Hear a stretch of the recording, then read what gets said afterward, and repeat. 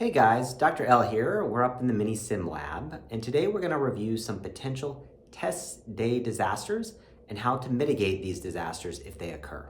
The first test day error to avoid is very simple.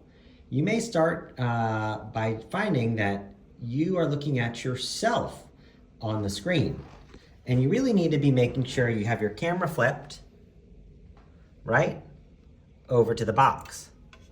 And you suddenly find that the screen is black.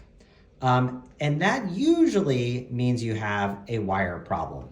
And you might notice that I have this hastily drawn sign, is it plugged in, turned on? And that's because we've had to reschedule a test before because something wasn't plugged in.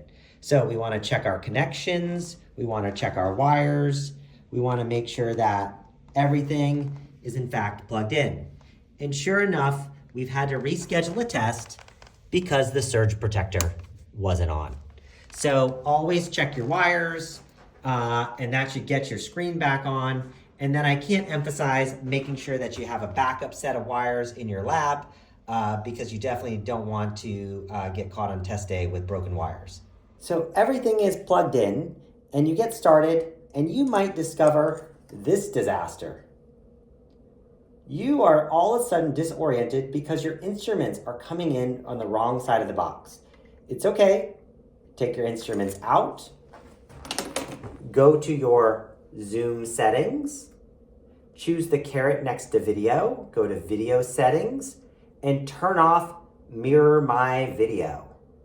When you do that, you should be able to quickly resume your task, reoriented, and move on with your peg transfer.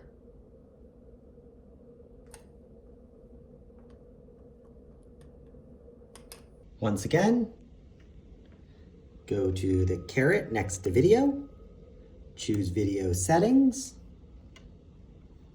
turn off mirror my video, exit the box, and resume your task. So the next thing that can go wrong is that one of these little black pegs can break off. So these pegboards are notoriously fragile, and you'd hate for one of these to break during your test day. So the way to mitigate that is to have an emergency replacement pegboard lying somewhere in your lab to make sure that if it breaks, that you can still complete the task and complete your test. Thanks for watching. Part 2 and 3 coming soon.